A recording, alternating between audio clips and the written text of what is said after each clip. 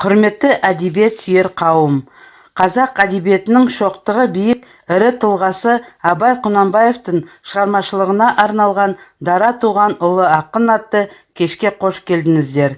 Биыл ұлы ақын Абай Құнанбаевтың туғанына 175 жыл. Абай философиясы өзінің халқы, мәдениеті мен тілі туралы дана ойларымен кейінгі қазақстандықтардың ұрпақтары үшін құнды рухани мұраға айналды.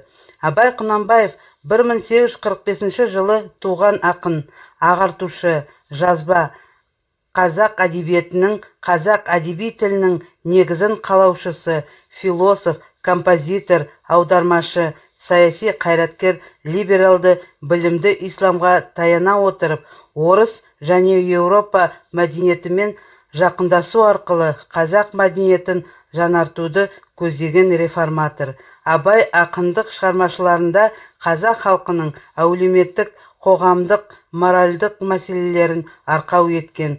Абайдың жарқын бейнесі, жалынды жыры бізбен бірге мәңгі жасап келеді. Абай адам 175 жылдығына арналған әсемпаз болмай әрнеге өлеңі. Әсемпаз болмай әрнеге, өнерпаз болсан арқалан, сенде бір кірпіш дүниеге, кеттігін таптап бар қалан. Қайрат пен ақыл жол табар, қашқаға да қуғанға. Әділет шапқат кімде бар, сол жарасар туғанға. Бастапқы екеу соңғысыз, біте қалса қазаққа.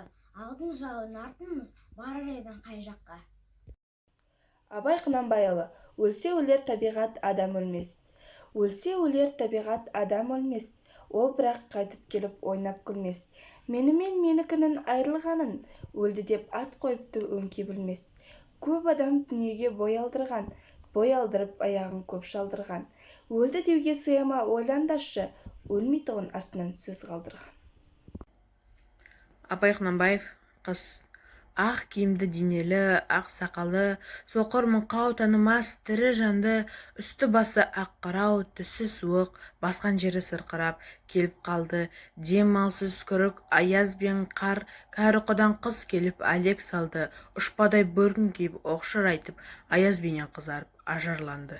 Абай Құнанбаевтың 75 жылдығына орай сенбе жұртқа өлеңі қабылаңыздар. Сенбе жұртқа, тұрса да қанша мақтап, әуретеді ішіне қолық сақтап, өзіне сен, өзіңді алып шығар еңбегімен ақылын екі жақтап. Қайғы келсе қарсы тұр, құлай берме, қызық келсе қызық па, оңғақ керме. Жүрегіне сүңгі декті бүгін көзде, содан шыққан шын асыл тастай көрме.